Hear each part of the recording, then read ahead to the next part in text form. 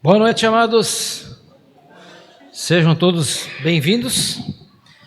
Queria agradecer a presença aqui do Paulo, da Zane, da Paulinha. Bom ter vocês aí com a gente, né? Lembrando também que o pastor Roberto ainda continua no descanso de férias dele, mais alguns dias, até o dia 22 ou 23 de fevereiro. Então, ele tem uns dias de descanso ainda. Vamos continuar orando por ele, que eles possam ter um bom tempo lá de férias, né? Também os nossos irmãos que não podem estar conosco hoje, que Deus possa estar guardando a cada um, confortando o coração de cada um. E enquanto o Guilherme e a sua equipe chegam à frente, só lembrando de alguns avisos da semana, temos o nosso culto de oração na quinta-feira às 20 horas, como normalmente nos reunimos aqui para orar. Então os irmãos podem estar chegando, fica à vontade, é um bom tempo que a gente tem tido, também de meditação na palavra, com o Natan. Estamos vendo alguns versículos aí do primeiro capítulo do livro de Colossenses, tem sido benção. Então, quem puder estar, fica à vontade de estar conosco. Passa a palavra então ao nosso irmão Guilherme, vai dar sequência ao nosso tempo de louvor.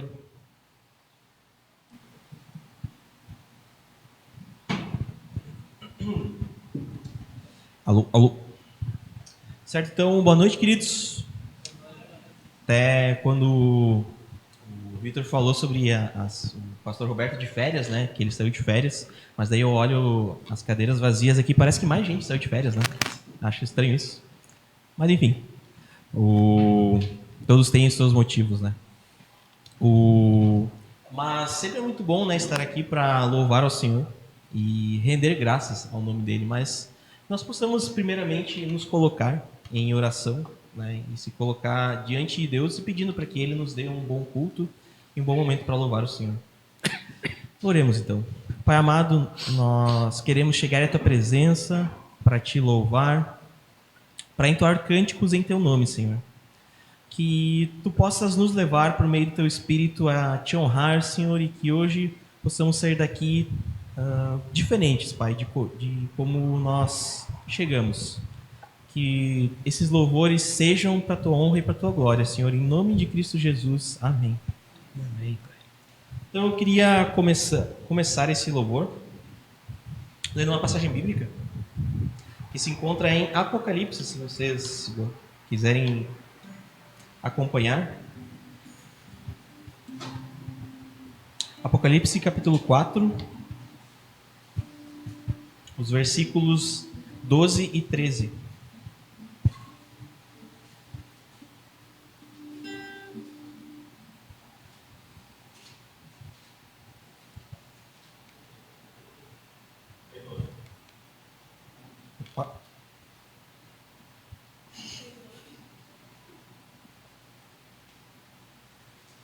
Então, acho que eu peguei o versículo errado. Peraí. Capítulo 5, 12 e 13.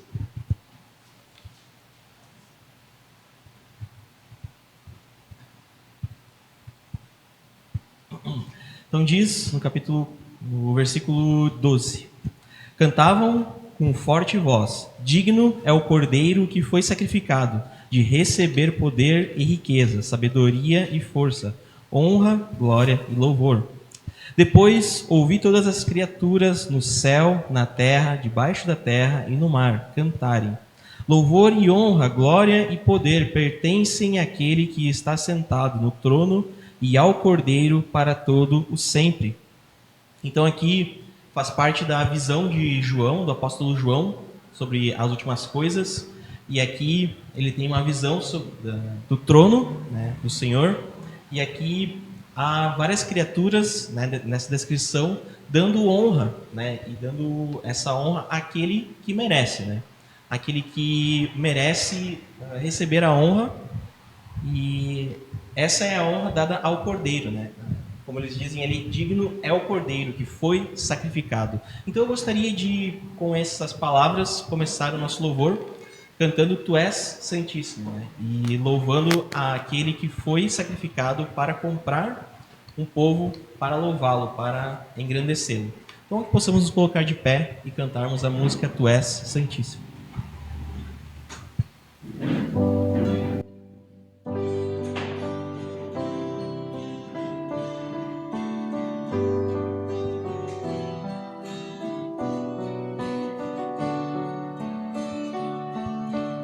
Tu és Santíssimo,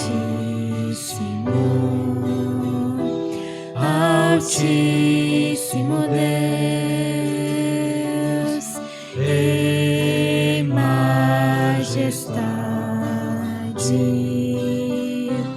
Tu reinas,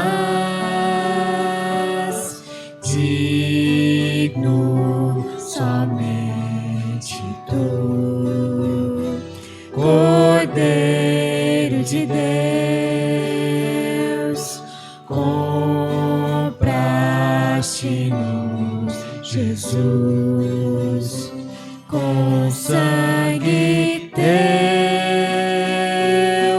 exaltamos o teu nome santo de Israel, exaltamos o teu nome poderoso, Senhor, exaltamos Supremo Redentor, vitorioso Rei, nós te exaltamos. Tu és o Rei dos reis, Senhor dos senhores, prostrados ante o Senhor, todos estarão, exaltamos o teu nome santo de Israel, exaltamos o teu nome poderoso, Senhor, exaltamos Supremo Redentor, vitorioso Rei, nós te exaltamos, vitorioso Rei, nós te exaltamos.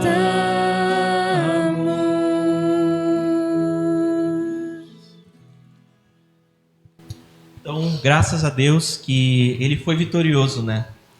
No seu sacrifício, né? Ele venceu a morte.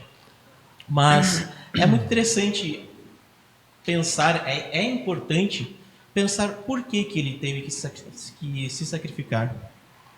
E tem mais uma passagem que eu gostaria de ler, que se encontra em Isaías. Isaías 64,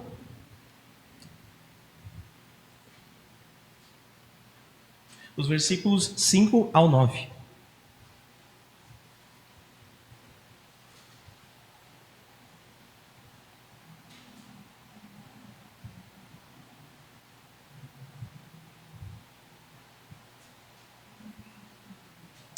Certo, então Isaías 54, a partir do versículo 5 diz: recebes de braços abertos os que praticam a justiça, com alegria, os que seguem teus caminhos.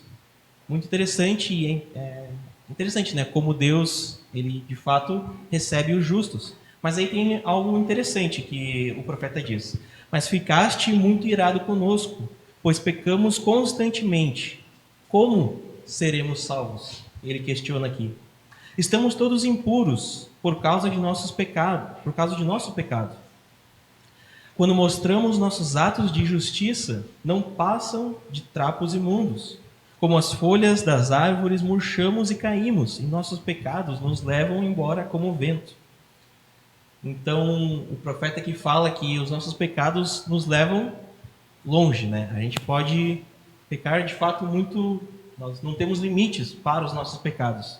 E ainda ele continua: ainda assim, ninguém invoca teu nome, nem suplica por tua misericórdia. Por isso, te afastaste de nós e nos entregaste a nossos pecados. Então, Deus, por ser santo, e santo significa separado do pecado, aquilo que a gente cantou, né, na música anterior, né, ele se afastou de nós por causa dos nossos pecados. Deus não pode conviver com o pecado.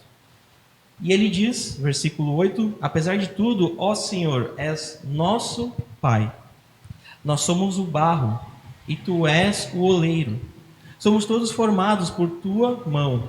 Não te ires tanto conosco, Senhor. Não te lembres para sempre de nossos pecados. Pedimos que olhes para nós e vejas que somos o teu povo. Então é um pedido de misericórdia que o profeta traz aqui, para que Deus tenha misericórdia por nós sermos pecadores, e é isso que nós devemos pedir ao Senhor. E isso fala um pouco nessa próxima música, Foi Assim, porque essa música diz que nós conhecemos um mundo mau, nós conhecemos os seus ardis, nós nos arrastamos no lamaçal do pecado. Então que a gente possa lembrar que, de fato, nós temos essa natureza e nós precisamos da salvação do Senhor. Que possamos então cantar Foi Assim.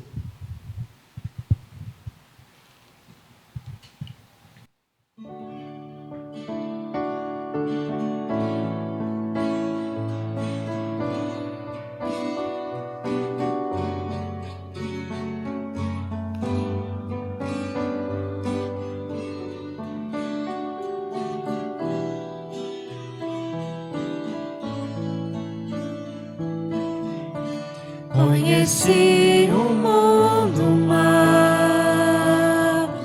e com ele seus ardis. Me arrastei no lamaçal, tudo isso porque eu quis saber mais que qualquer um, construir algum amor, onde a paz pudesse ser a verdade pra eu crer. Mas Jesus Cristo veio e me achou assim tão sujo, e numa cruz por mim derramou sangue tão puro. Foi assim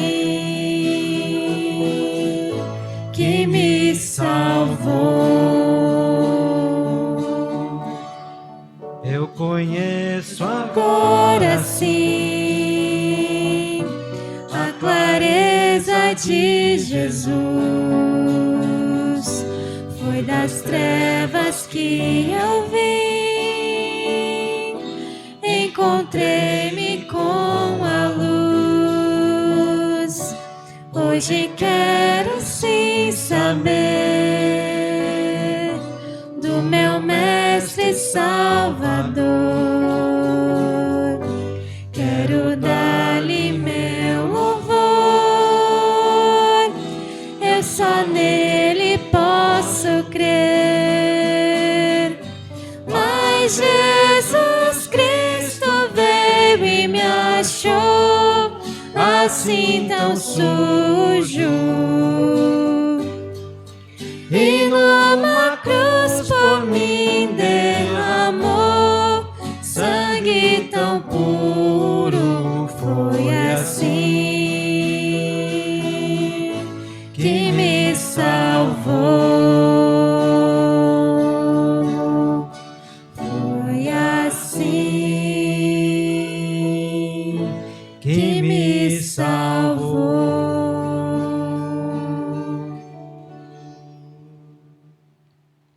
Então, na sujeira do pecado, nós somos encontrados por Jesus, nós somos lavados pelo sangue puro do Senhor. E é interessante porque a Bíblia fala que por causa do amor do Senhor, nós somos salvos. Por seu amor, Deus nos salvou quando ainda éramos pecadores. E fala um pouco, essa próxima música, né, Ousado Amor, essa próxima música que eu trouxe, fala um pouco dessa questão de que nós éramos inimigos do Senhor, nós éramos considerados inimigos dele, mas mesmo assim ele nos salvou.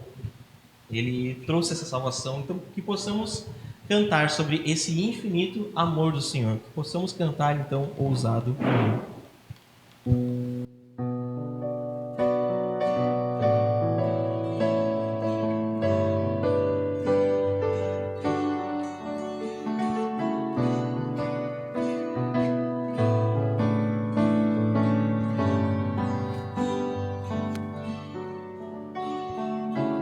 Antes de eu falar, tu cantavas sobre mim. Tu tens sido tão, tão bom pra mim. Antes de eu respirar, sopraste tua vida em mim. Tu tens sido tão, tão bom pra mim. Oh, impressionante, infinito, ousado amor de Deus. Oh, que deixa as 99 só pra me encontrar. Não posso comprá-lo, nem merecê-lo, mesmo assim se entregou. Oh, impressionante, infinito, ousado amor de Deus.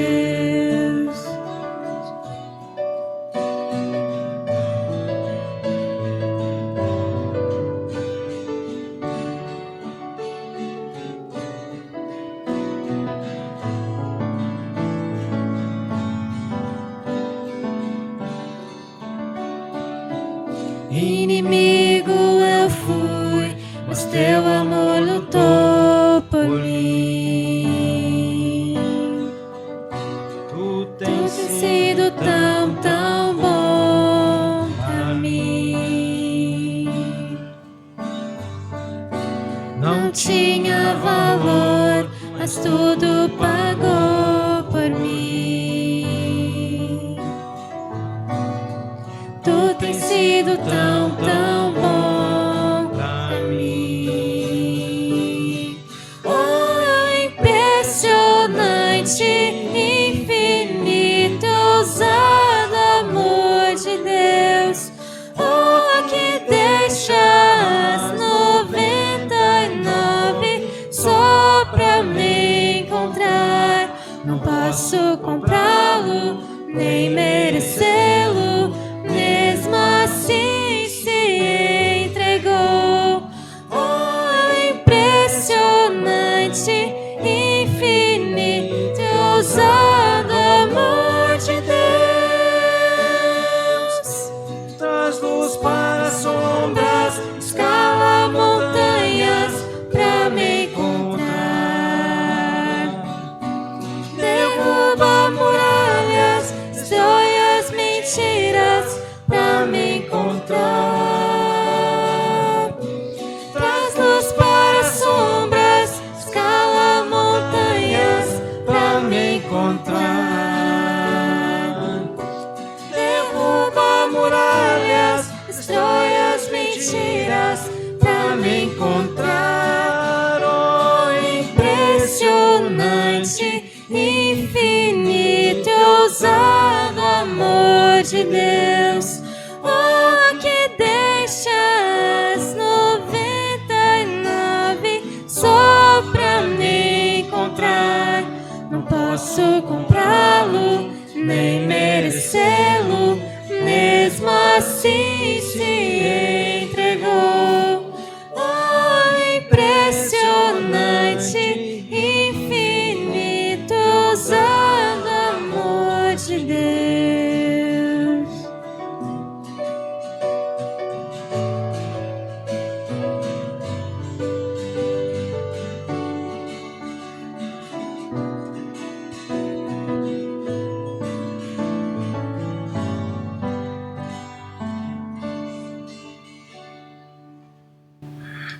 Quão impressionante, quão gigante é esse amor que faz o impossível para resgatar quem não merece, quem é inimigo de Deus.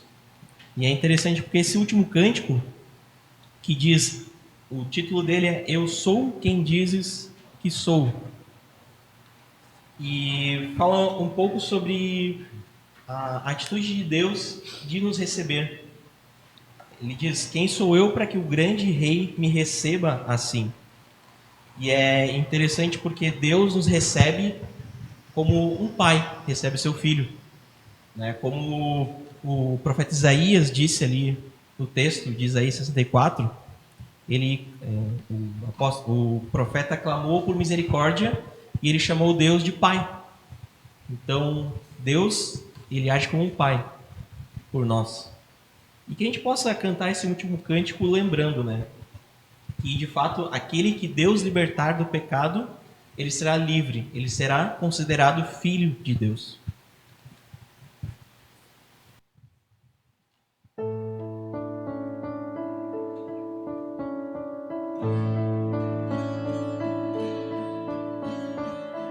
Quem Sou eu para que o grande receba assim. Me perdi, ele me encontrou, seu amor por mim, seu amor por mim. Quem Deus libertar, livre enfim será. Sou filho de Deus, sim eu sou. Sua graça me resgatou, me purificou. Quando eu era um pecador, morreu por mim. Sim, morreu por mim. Quem Deus libertar, livre enfim será. Sou filho de Deus, sim eu sou.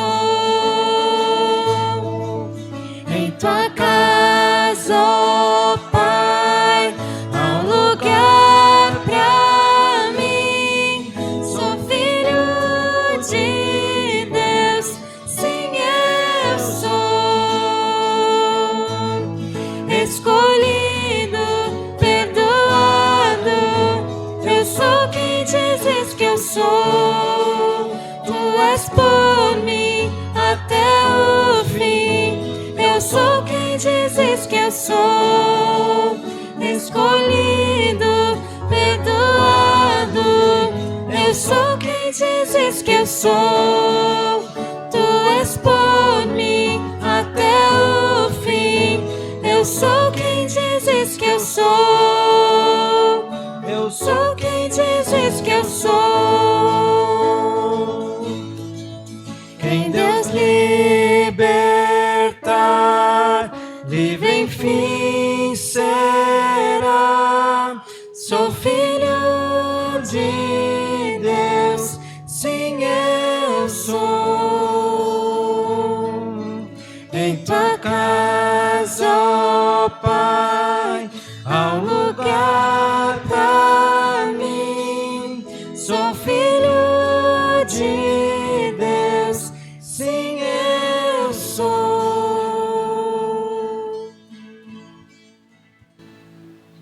Amém, glória a Deus, porque na casa do Pai há um lugar para nós, né? Que possamos nos confortar com essa verdade. Possamos nos sentar agora. Quero chamar o Natan aqui à frente, pregador dessa noite.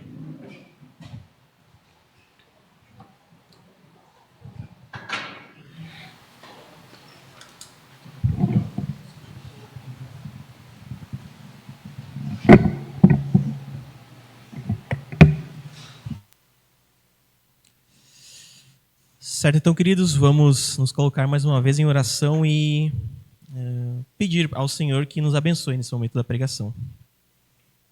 Pai amado, nós queremos agora chegar em Tua presença pedindo pelo momento de exposição da tua palavra, Senhor.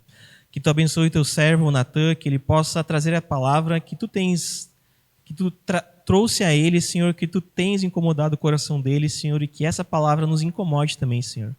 E que o teu Espírito faça a transformação em nossas vidas, Pai. Nós pedimos que possamos sair daqui diferentes de como nós chegamos, Pai. E que possamos prestar atenção e possamos estar quietos, Senhor, em nossos corações. Nos abençoa com a tua palavra, em nome do Senhor Jesus Cristo. Amém. Amém. Obrigado. Boa noite. É um prazer trazer a palavra do Senhor para os irmãos novamente essa noite. É um prazer poder conhecer também novos irmãos, desfrutar da comunhão. E agradeço ao Senhor pela oportunidade que nós temos aqui de expor a palavra dele, de aprender um pouco mais do que o Senhor tem para falar para nós essa noite. Muito obrigado, amor. Gostaria de convidar a todos a abrirem as suas Bíblias em Lucas. Nós vamos hoje expor uma parábola do Senhor. Lucas, capítulo 15. Lucas, capítulo 15. Como eu já disse, hoje nós vamos estar expondo a parábola que provavelmente é uma das mais conhecidas de Jesus. E ao mesmo tempo que é uma das mais conhecidas, é uma das que Jesus mais gasta seu tempo falando. É uma das mais longas e mais detalhadas que Cristo fala. Isso é interessante. Mas antes de nós começarmos a ler a parábola, antes de nós começarmos a tentar compreender um pouco mais do que Jesus queria falar com essa parábola, a quem ele queria atingir com essa parábola e o que ele gostaria de que os seus ouvintes fizessem ao ouvi-la, eu gostaria de convidar você a pensar um pouco no que está acontecendo para que Jesus comece a contar essa parábola. Eu quero que você, junto comigo, entenda um pouco por que Jesus conta essa parábola. Ela não está simplesmente jogada aqui no livro de Lucas. Ela não simplesmente está aqui sem um contexto, mas ela existe por causa de uma situação específica. E eu gostaria de ver com vocês agora essa situação antes da gente começar, porque ao ver o contexto um pouco, ela vai jogar luz ao que Jesus quer dizer com essa parábola. Então vamos lá. Eu gostaria de ver primeiramente aqui Lucas 15, versículo 1. Lucas 15, versículo 1. Diz o seguinte, assim, a palavra de Deus. Todos os publicanos e pecadores estavam se reunindo para ouvi-lo. Mas os fariseus e mestres da lei o criticavam. Este homem recebe pecadores e come com eles. E o versículo 3 diz, então Jesus lhes contou essa parábola. Jesus começa a contar essa parábola quando 3 grupos o cercam. Quando 3 grupos entram em contato com Jesus. E eu gostaria de falar um pouco sobre cada um desses grupos, para que você entenda para quem Jesus está dizendo, o que está acontecendo aqui. E vamos começar pelo primeiro. O primeiro que aparece aqui é todos os publicanos. Quem é o publicano? O publicano, ele é o cobrador de imposto contratado pelo Império Romano. Ele é um judeu que foi contratado para tirar dinheiro dos seus compatriotas. Ele é odiado pelos judeus, porque ele é visto como alguém que traiu a pátria. Ele não é bem-vindo em casas, ele não é bem-vindo pela sua própria família, porque ele é um traidor. Estes homens, vistos como traidores pela sua comunidade, se aproximam de Jesus. E juntos com eles chegam os pecadores. E a gente, ao ouvir pecadores, nós já pensamos em muitas coisas. Pensamos, as prostitutas, os assassinos, os ladrões chegam perto de Jesus também. Mas Lucas, quando diz pecadores, e um judeu, quando fala de pecadores, ele não está dizendo somente disso. Ele está falando sobre também outros tipos de pessoas. Eu vou te dar um exemplo. Para um judeu, um samaritano, um gentil, é um pecador. Para um judeu, aquela pessoa que não traz sacrifícios regulares ao templo é um pecador. Para um judeu, aquele que está doente é um pecador.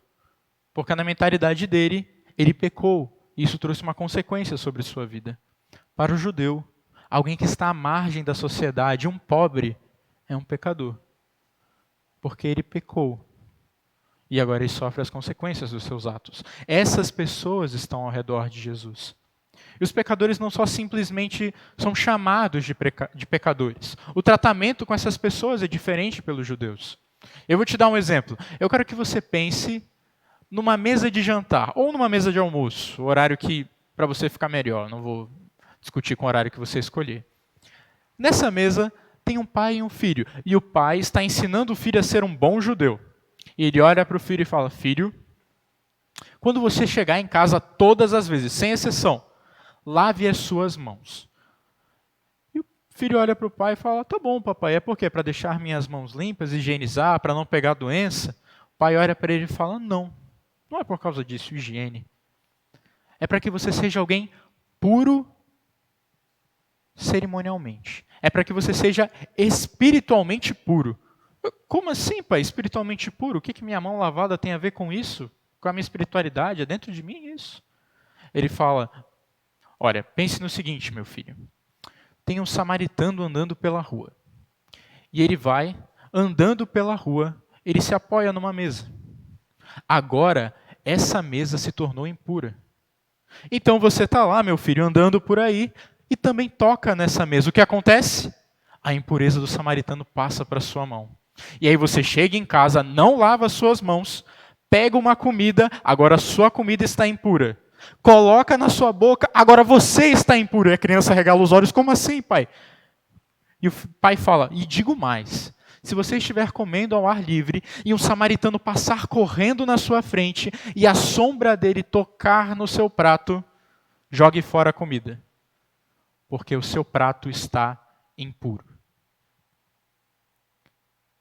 Os pecadores eram vistos como impuros pelos judeus. Então, ao redor de Jesus, nós temos os traidores, aqueles que são odiados pelos judeus. E nós temos os impuros, aqueles que não se pode ter contato nem comunhão. E essas pessoas chegam e começam a ouvir Jesus. Eles se reúnem ao redor de Jesus, mas surge um terceiro grupo. E esse grupo são os fariseus e os mestres da lei. E quando você ouve isso, você já fica: puxa vida, os fariseus de novo. É como se fosse aquele personagem de desenho animado, o vilão que sempre aparece, são os fariseus na história bíblica. E nós vemos eles de uma forma muito ruim. Hoje em dia, chamar alguém de fariseu é um xingamento. Mas eu quero que você perceba um pouco diferente quem são os fariseus e os mestres da lei. Para um judeu, o fariseu e o mestre da lei não é esse vilão de desenho animado que aparece constantemente para atrapalhar ou Jesus ou algo do tipo. O mestre da lei é aquele que se deleita na palavra do Senhor. É aquele que gasta a sua vida para ler o Antigo Testamento. É aquele que gasta a sua vida para aprender a aplicar o Antigo Testamento e gasta a sua vida para ensinar, para que as pessoas apliquem o Antigo Testamento. Para que eles saibam viver uma vida. E esses também eram os fariseus. Os fariseus eram aqueles que se preocupavam com que o povo seguisse a lei à risca. Eles eram zelosos. Então, eles chegam numa casa, e nesta casa está Jesus, sentado com os traidores e com os impuros. Então, um samaritano pega um pão, parte esse pão e dá para Jesus. Jesus pega esse pão e come. Então o pecador dá algo para Jesus beber, Jesus bebe, e eles compartilham desse alimento na mesa. E o fariseu olha aquilo e fica desesperado, porque Jesus está se tornando cerimonialmente impuro. Isso não pode acontecer, ele está desobedecendo as leis. Então eles chegam para Jesus, eles criticam e o dizem: você recebe pecadores e come com eles, você está impuro, Jesus. Eles acusam Jesus. Então, perceba que não são os pecadores que estão sendo acusados. É o próprio Jesus. E Jesus começa a sua defesa.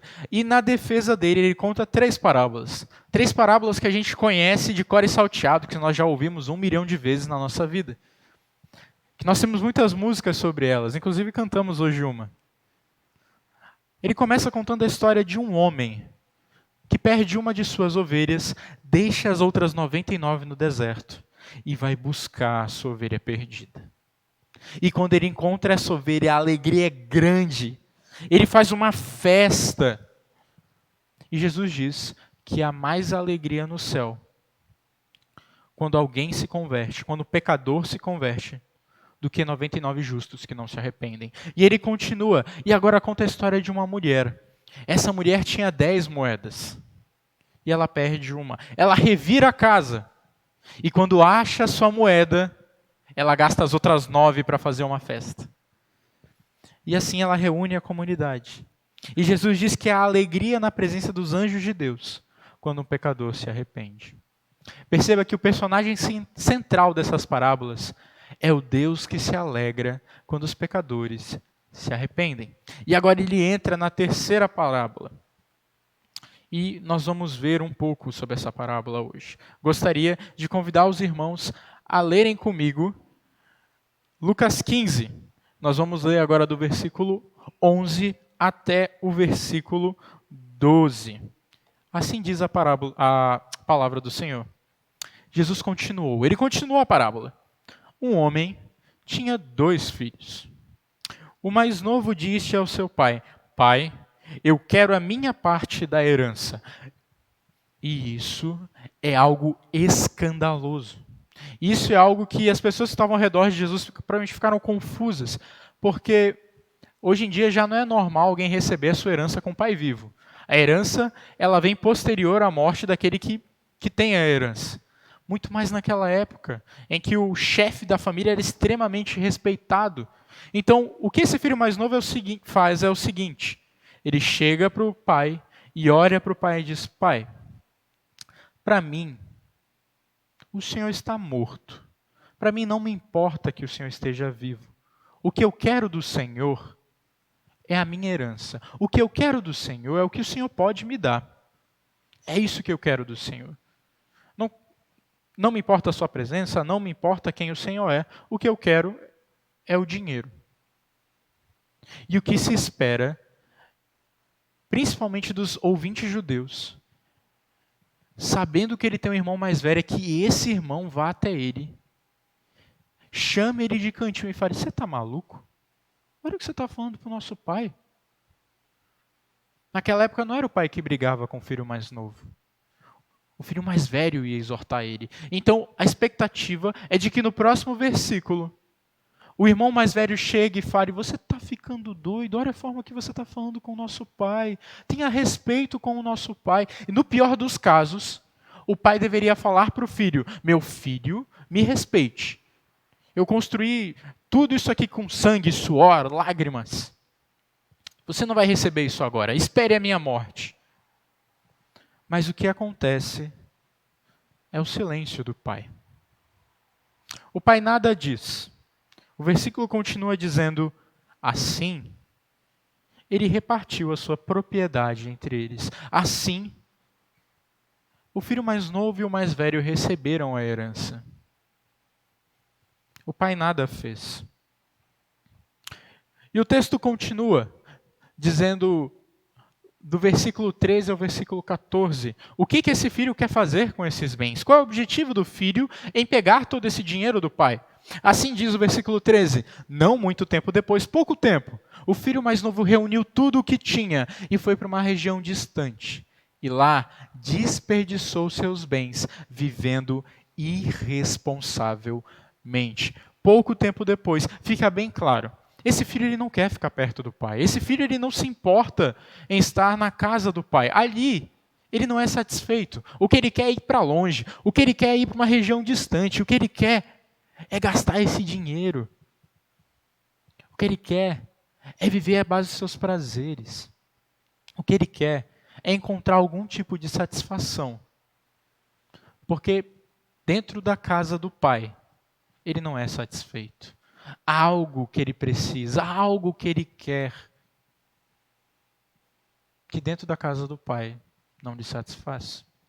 Então, este jovem vai para uma região distante. Isso é óbvio, porque ele desrespeitou o pai, o patriarca da família. E a gente sabe que no tempo de Jesus as pessoas viviam em pequenos vilarejos. E em pequenos vilarejos a fofoca corre rápido. Então todo mundo ia saber que esse menino desrespeitou o pai.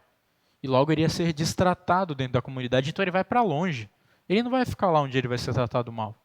E ele gasta o dinheiro irresponsavelmente. Tem algumas versões da Bíblia mais antigas que dizem que ele gasta o dinheiro ou de uma maneira imoral, ou tem um teor de imoralidade. Mas o que a palavra no original aqui quer dizer, que ele gasta esse dinheiro sem se importar. É como aquela pessoa que vai gastando no cartão de crédito sem se preocupar com a fatura que chega no fim do mês. Ele vai gastando, ele não se preocupa se vai acabar. Mas a Bíblia nos fala que acaba. Versículo 14.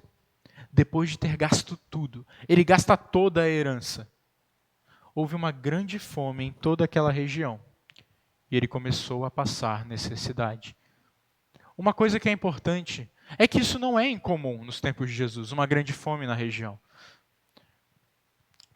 Eu passei um bom tempo da minha vida morando no norte do Brasil. E no norte do Brasil nós temos 2 climas. É o quente e o quente com chuva. Então tá calor. Aí no segundo período do ano fica calor com chuva. E quando eu cheguei aqui no Rio Grande do Sul, eu percebi que mentiram para mim. Porque disseram que aqui ia ser frio. Mas eu estou passando um calor insuportável. E aí no dia seguinte cai 15 graus. E aí eu começo a sentir frio. E fica numa irregularidade térmica maluca. E a região ali da Palestina é um pouco parecida. Ela é muito irregular termicamente. Então temos montes que têm neve e temos desertos que são muito quentes. Então, às vezes, no período que é para chover e regar os campos, isso não acontece por causa da irregularidade térmica. E as fomes são comuns naquela região. Então as pessoas se preparam, elas sabem que em algum momento vão passar necessidade, a fome vai chegar. Então todas as pessoas se preparam para passar alguma necessidade. Mas esse jovem, mesmo sabendo onde morava, mesmo provavelmente ter sido criado por um pai que o ensinou a fazer isso, ele não se prepara. Ele é pego de surpresa pela fome. E a Bíblia nos diz que ele começa a passar necessidade. Mas não é qualquer necessidade. A Bíblia continua, versículo 15 diz: por isso foi empregar-se com um dos cidadãos daquela região, que o mandou para o campo, a fim de cuidar dos porcos. Se tem um bicho que o judeu ou qualquer palestino não gosta, é porco. Porco é visto como impuro. As pessoas não gostam de trabalhar com porcos naquela região. Então o filho, na tamanha necessidade que ele estava passando, ele busca trabalhar como se fosse o pior tipo de emprego. E o objetivo dele com isso é que ele desejava encher o estômago com vagens de alfarrobeira que os porcos comiam. Mas ninguém lhe dava nada.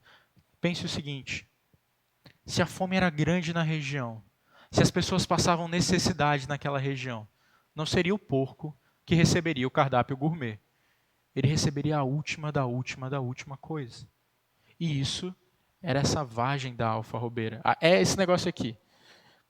É como se fosse uma vagem grande, com um caroço duro dentro, que se você bate vira um tipo de pó.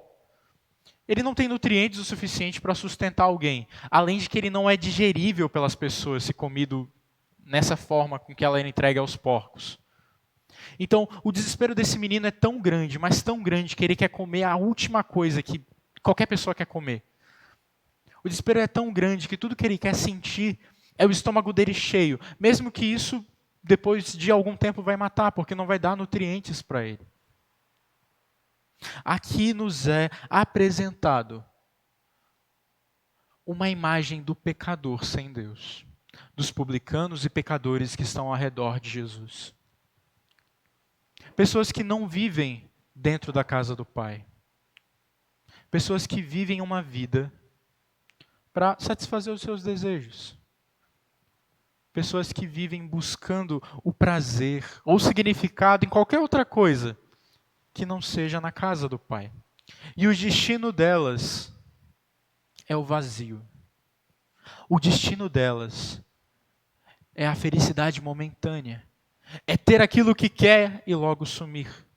É encher seu estômago de algo que não vai sustentar. Jesus pinta o quadro do pecador sem Deus, que está desesperado por significado, que está desesperado em conhecer aquilo que pode lhe dar prazer. Então, esse jovem, depois de passar necessidade, ele lembra de quem? Pode passar aí, Jonas, para mim, por favor. Passou? Obrigado. Ele lembra do pai. A Bíblia diz que, caindo em si, ele disse: quantos empregados de meu pai têm comida de sobra? Não era comum que os empregados tivessem comida de sobra. Eles recebiam o suficiente para comer naquele dia. Então, se ele tem comida de sobra, o pai desse garoto é generoso. Ele dá muito mais do que os empregados precisam. Ele lembra da generosidade do pai e lembra de onde ele está e diz: eu aqui, morrendo de fome. Então ele faz um plano. Eu me porei a caminho e voltarei para o meu pai e lhe direi: pai, pequei contra os céus e contra ti. Não sou mais digno de ser chamado teu filho.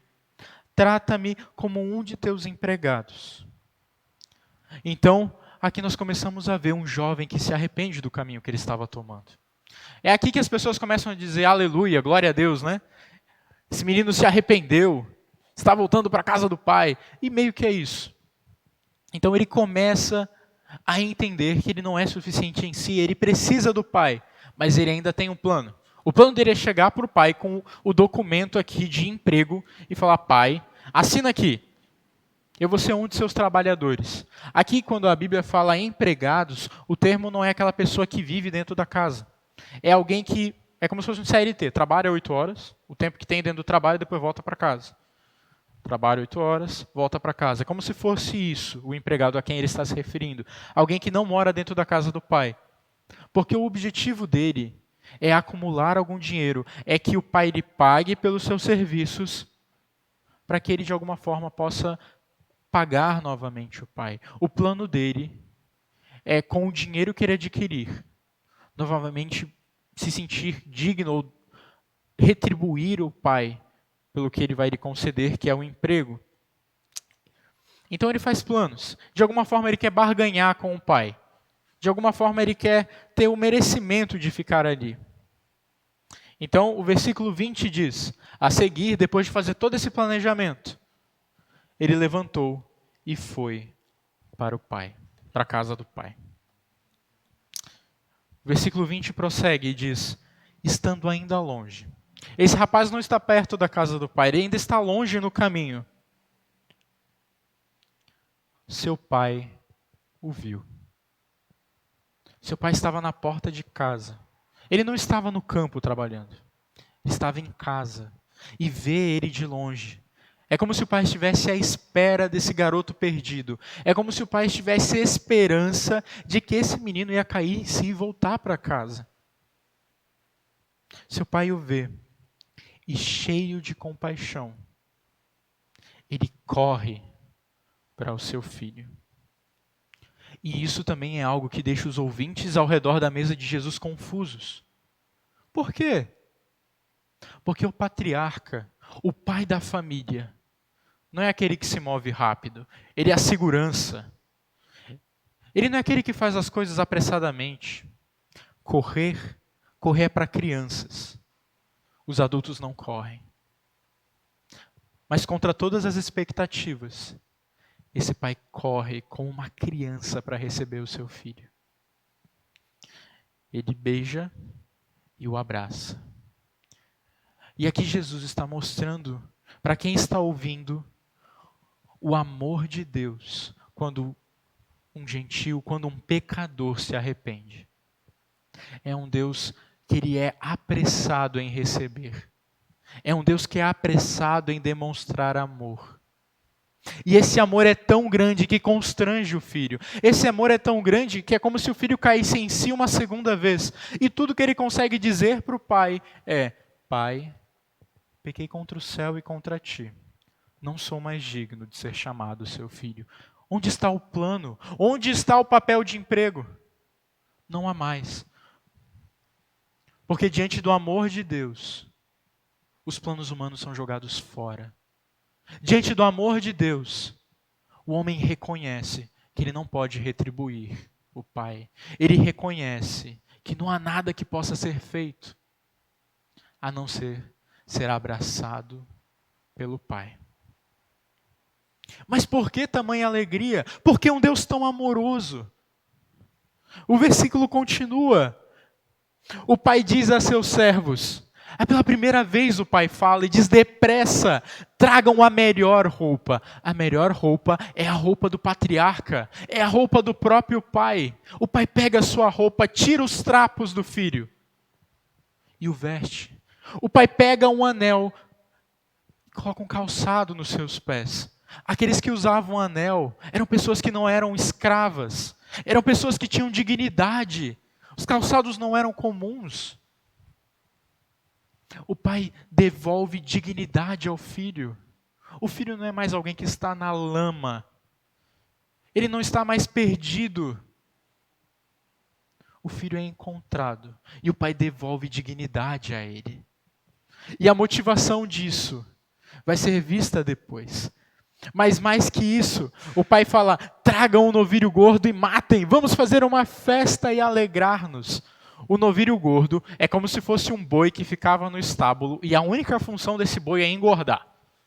A única função desse boi é ficar muito grande, porque em algum momento ele ia ser morto e em algum momento um churrascão ia acontecer. Então passava o ano todo e esse boi ia sendo engordado, até que ele seria morto. E ele não era para qualquer festa. O novilho gordo era para uma festa em que a comunidade inteira ia para dentro da casa. Não é qualquer festinha. Toda a comunidade, todo o vilarejo vai participar da alegria do pai em receber o filho. É um baita de um churrascão gaúcho. E o versículo 24 continua: mas por que essa alegria? Pois meu filho estava morto e voltou à vida. Estava perdido e foi achado. A alegria do Pai é quando aquele que anda separado de Deus, quando aquele que anda na sua autossuficiência, ele cai em si e percebe que tudo o que ele precisa é o amor do Pai. Morte na Bíblia não é simplesmente aquela pessoa que está num caixão e nós nunca mais vamos vê-la aqui. Mas morte na Bíblia é separação. Em Gênesis, quando Deus fala para Adão e Eva que eles seriam mortos espiritualmente, é porque eles seriam separados de Deus. Que eles seriam mortos fisicamente, é porque a alma seria separada do corpo. Este menino estava separado do seu pai. Este menino estava longe do seu pai. E se na Bíblia morte é separação, vida é comunhão. Vida é prazer. Vida é um desfrute. Este meu filho que andava separado de mim, agora ele pode desfrutar de um relacionamento comigo. Este meu filho que estava morto, agora entende que eu o amo e desfruta desse amor dentro da minha casa. Jesus está mostrando para aquele público que se eles parassem de andar nos seus caminhos de autossuficiência, eles seriam aceitos pelo Pai. Eles seriam amados pelo Pai. E não há mais aquela pessoa impura, porque na mesa do Pai todos somos iguais. Mas agora vem o principal personagem a quem Jesus quer se comunicar. Agora vem para os holofotes da parábola, aquele quem Jesus quer alcançar. Lembre-se, Jesus está se defendendo da acusação dos escribas e fariseus. Então agora vem um personagem que vai representar os escribas e os fariseus.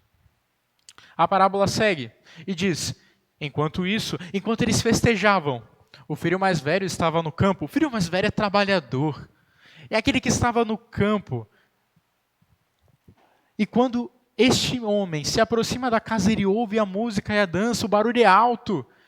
Então ele chama um dos seus servos e pergunta o que está acontecendo, e o servo responde: seu irmão voltou, e o seu pai matou o novilho gordo, porque o recebeu de volta são e salvo. A expectativa é que esse jovem se junte à festa. É que esse jovem desfrute com o pai da festa. Mas a atitude dele é ira. O filho mais velho se enche de ira. E ele não quer entrar na festa. É como se ele dissesse: eu não vou participar disso que está acontecendo, dessa injustiça, dessa coisa feia. Eu não vou entrar aí. Eu não vou concordar com essa festa. Ele se sente injustiçado. Ele se sente irado. E ele humilha o pai. O patriarca, aquele que dá a festa, é aquele que serve os convidados, é aquele que está em torno da festa. E ele faz o anfitrião da festa sair da festa. Ele faz o pai sair da festa. E faz o pai insistir. O pai não fala uma vez, ele insiste. O filho mais velho humilha o pai, assim como o filho mais novo. Mas por que ele está irado? Por que ele não quer entrar na festa? Por que ele não se alegra com o irmão perdido? Então, o filho mais velho responde à insistência do pai e diz: olha, como alguém que olha para o seu pai e fala: você, todos estes anos tenho trabalhado como um escravo. Nunca desobedeci às tuas ordens. Mas tu nunca me deste nem um cabrito para eu festejar com os meus amigos. E quando volta para casa esse teu filho, ele não é meu irmão, ele é seu filho, que esbanjou os seus bens com as prostitutas, matas o novilho gordo para ele. Se o filho mais novo, ele é rebelde, porque ele é tão mal quanto pode ser. Se ele é rebelde porque ele fala que não se importa com o pai, porque ele vai para longe, esbanja os bens. O filho mais velho, ele é rebelde sendo bom. Ele é rebelde fazendo o que é correto. Ele é rebelde obedecendo. Mas ele é rebelde porque o que ele quer é fazer uma troca com o pai. O que ele quer é chegar para o pai e falar: pai, eu fui um bom filho. Pai, eu tenho lhe obedecido todo esse tempo. Então eu mereço a sua bênção. Então eu mereço a sua herança. Jesus está falando com os escribas e fariseus, que viviam uma vida de piedade para se aparecer. Viviam uma vida de piedade para receber algo em troca de Deus. Seja dignidade na terra. Seja que eles ficassem longe de problemas. Seja uma situação financeira melhor. Deus está falando que os fariseus são tão rebeldes quanto aqueles que são tidos como pecadores. Porque eles também não amam o Pai. Porque eles também não se importam com o Pai. Tudo que eles querem é herança. E pior, eles querem merecer a herança através dos seus atos.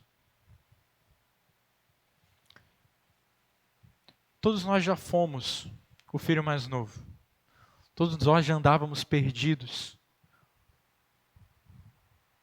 Todos nós já sentimos um vazio tão grande que percebemos que a única coisa que preenche esse vazio é o Senhor Jesus e todo o seu amor por nós. Todos nós entendemos que nós não podemos fazer nada para retribuir o Senhor Jesus. Porque o que Ele fez, você não poderíamos fazer. Mas Jesus também está falando para um público que vive dentro do templo, que vive dentro da igreja e sua religião esfriou. Eles não obedecem a Deus porque eles amam a Deus. Eles não obedecem ao Pai porque eles querem de alguma forma retribuir o amor do Pai. Não. Eles obedecem a Deus porque eles podem conseguir algo em troca. Aqueles que eles tanto criticam, os gentios que adoram outros deuses, que oferecem sacrifícios para receber bênçãos, eles tratam Deus da mesma forma. O Senhor Jesus está comunicando com a gente quando nos momentos de necessidade das nossas vidas, nós voltamos a orar, porque através da oração nós podemos ser abençoados. O Senhor Jesus está se comunicando com nós quando nós obedecemos pelo que nós podemos conseguir de bênçãos do Senhor. O Senhor Jesus se comunica com aqueles que ficam irados quando alguém que não merece é abençoado.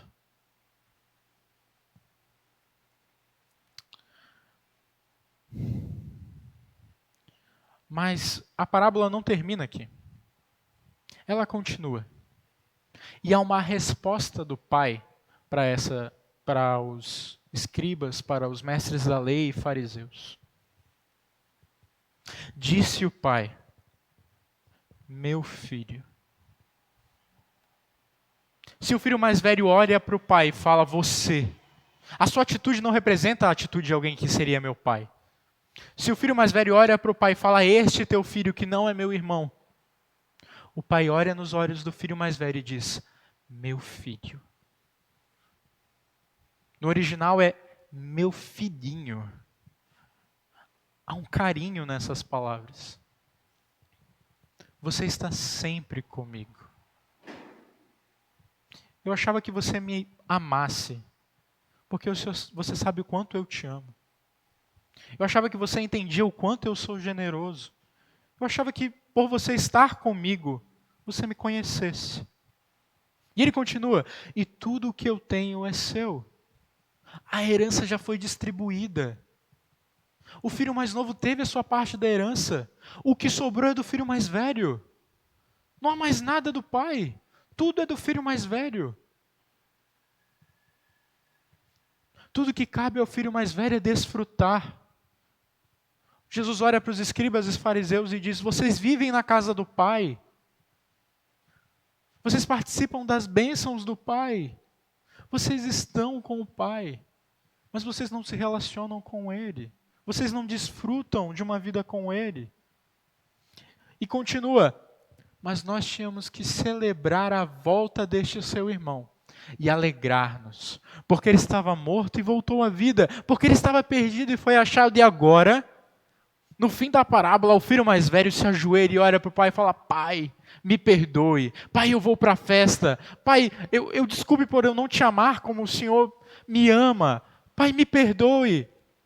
Mas não é isso que acontece. A parábola acaba. Acaba aqui, não há resposta do filho mais velho depois da fala do pai. Por quê? Porque Jesus não estava simplesmente contando uma parábola. Porque ao pai falar, é como se Jesus olhasse nos olhos dos escribas e fariseus e dissesse, nessa mesa de pecadores, nessa mesa de traidores, nessa mesa daqueles que um dia se apoiaram nisso e agora têm uma nova vida, há espaço para mais. Há espaço para vocês sentarem nessa mesa. Se alegrem comigo, porque agora eles fazem parte da família de Deus. Essa parábola tem muito a nos ensinar. E a gente poderia falar de aplicações dela a noite toda. Dito isso, é uma coisa que eu não tenho o costume de fazer, mas se você quiser se aprofundar mais nas aplicações dessa parábola, do que essa parábola tem a dizer para a gente como cristãos, é um livro de 100 páginas. Você lê em um mês. Aí, se você quiser ler 5 páginas por dia, não sei. Você pode ler de uma maneira muito rápida. É de um pastor e de um homem muito mais capacitado e erudito que eu, mas que fala de uma forma tão simples, tão bela sobre essa parábola. Então, se você quiser investir, é um bom investimento. E eu gostaria de tirar algumas aplicações dessa parábola para as nossas vidas. A primeira é a mensagem para os filhos mais novos. A parábola é o evangelho escancarado. A parábola mostra o amor de Deus e diz para aqueles que estão fora da casa do Pai, fora da parede da igreja, fora da comunhão com os cristãos, que eles são bem-vindos. Que todos aqueles que caem em si, todos aqueles que percebem que são vazios em si mesmos, todos aqueles que percebem que só o amor do Pai pode os restaurar, são bem-vindos. A mensagem fala para aqueles que estão perdidos e diz, venham, participem. Não importa se você é um traidor da pátria. Não importa se você é um gentil e nós somos gentios. Não importa se você é pobre, se você é rico, se você tem uma perna, se você não tem, se você é doente, se você tem saúde. Todos vocês são amados pelo Pai. Mas a mensagem mais forte dessa parábola vem para os filhos mais velhos, aqueles que estão dentro da casa do Pai. Para aqueles que viveram sua vida dentro da casa do Pai, e hoje em dia obedecem por obedecer. E hoje em dia a chama do Evangelho está apagada. O desafio de Jesus é que eles relembrem que o Pai está com eles. O objetivo de Jesus é que o amor do Pai os constranja. E quando a gente fala muito sobre amor, a gente já fica assim, não, para de falar sobre amor, tá doido? Olha o tanto de amor que você está falando aí. Mas esse é o objetivo da parábola. É que o amor do Pai os deixe constrangidos. E que eles lembrem por que eles estão na casa do Pai. Por que eles obedecem o Pai. Por que eles amam o Pai? Porque Ele os amou primeiro. Porque não foi eles que correram até o Pai. Foi o Pai que saiu da casa correndo até eles. Ele relembra os filhos mais velhos que tudo que o Pai tem agora é deles. Mas a parábola também nos ensina muito sobre perdão. Você lembra no começo da parábola, quando eu disse que os bens foram distribuídos, que tudo que o pai fez foi repartir os bens entre os dois? Isso quer dizer que o pai não possuía nada. Ele não tinha mais nada a oferecer. Isso quer dizer que quando o filho mais novo ele volta para a casa do pai, isso quer dizer que se o filho mais novo ele quiser entrar novamente na família do pai, a herança será partida novamente. Por que o filho mais velho fica revoltado? Porque isso significa que se o filho mais novo entrar na casa do pai, a herança dele vai diminuir. Essa parábola nos ensina sobre uma graça, um perdão, que não é barato. Hoje em dia, muito nós ouvimos sobre o perdão de Deus. Muito nós ouvimos sobre pessoas que se dizem cristãs, mas que aceitam pecados na sua vida. Isso porque elas não entendem o perdão do Pai. A parábola nos ensina que o perdão é custoso. Para que o filho mais novo entre na casa, a herança será repartida. E o filho mais velho terá que abrir mão de sua herança total. E aí você me pergunta, mas Jesus não está falando com os fariseus? Os fariseus têm poder para fazer isso? Alguém tem poder para fazer isso? Não tem. Essa é a mensagem da parábola. Os fariseus no futuro entregam Jesus. Os fariseus, eles não amam os gentios, eles não participam da mesa. Mas a Bíblia nos conta sobre um primogênito que veio e pagou o custo para que os irmãos mais novos entrassem na casa do Pai novamente. A parábola também nos conta sobre o verdadeiro irmão mais velho. Aquele que contou a parábola. Aquele que pagou o custo para que o irmão mais novo fizesse parte da família novamente. E em último, essa parábola é um apelo a missões. Em todas as parábolas termina com comida. E eu acho que é daí que sai um pouco o espírito do cristão. Que qualquer reunião tem comida. Qualquer encontro tem comida. Mas todas as 3 parábolas, seja da ovelha perdida, seja da dracma perdida e seja do filho pródigo, terminam com um banquete. Com todos à mesa, comendo junto com o pai. E existe algum livro da Bíblia que também conta sobre um grande banquete? Isso nos lembra de Apocalipse. Em que aqueles que são salvos, eles banqueteiam com o Pai. Isso nos lembra de Apocalipse, onde todos os povos, tribos, línguas, raças, nações se ajoelham diante do Pai. E eles banqueteiam com o Pai. A parábola é para que os corações do filho mais velho, do filho mais novo, queimem por missões. Queimem para que eles encontrem esses filhos mais novos e tragam para dentro da casa, onde eles provem do amor do Pai e onde eles desfrutem do grande banquete. E a minha pergunta para você é: como eu e você temos agido? Suas ações lembram mais o filho mais velho, aquele que escolhe quem entra na casa do Pai? Lembre-se que o filho mais novo é o traidor da pátria, é o impuro, é inimigo da família, porque ele odeia o pai. Ele representa tudo de ruim. Mas a mensagem dessa parábola é que o irmão mais velho deve se lembrar do amor do pai e convidar o mais novo a entrar na casa do pai, mediante um arrependimento verdadeiro, mediante uma compreensão verdadeira do perdão. Isso vai para o nosso dia a dia. Ao ler sobre a parábola, eu fiquei pensando que a gente morava lá no Pará e a gente pegava Uber, e era um Uber longo, era um Uber de 40 minutos às vezes. E eu ficava pensando, cara, quantos Ubers eu não falei de Deus? Ou simplesmente comodidade? Ou simplesmente por achar que eu ia incomodar? Eu escolhi para quem falar o Evangelho. Você escolhe para quem falar o Evangelho. E a parábola diz que todos devem ouvir o Evangelho, não importa quão maus sejam. Essa parábola deve mexer nos nossos corações e fazer queimar por missões. Então, eu espero que essa parábola entre na sua mente, faça seu coração queimar novamente pelo Evangelho e pelo amor do Pai que nos constrange. Amém? Quem agora? Guilherme?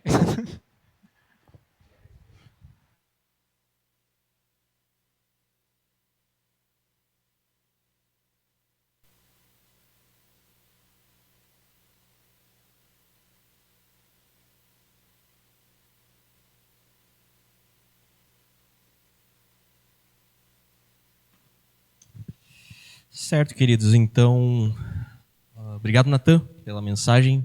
De fato, há muitas aplicações, né, que a gente pode ver nessa passagem. E é importante, né, que nós possamos refletir quem nós somos, né, em qual lado da moeda nós estamos. Se nós estamos nos parecendo como o filho mais novo ou o filho mais velho. E é importante que a gente entenda o que Deus fala sobre nós, né? Então, vamos nos colocar de pé novamente, cantarmos o último cântico, Eu Sou Quem Dizes Que Eu Sou.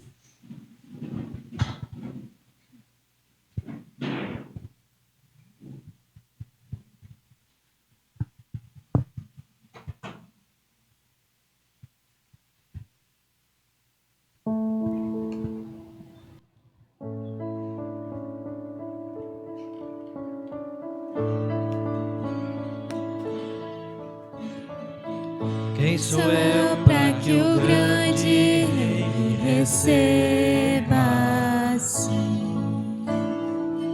Me perdi, ele me encontrou, seu amor por mim, seu amor por mim.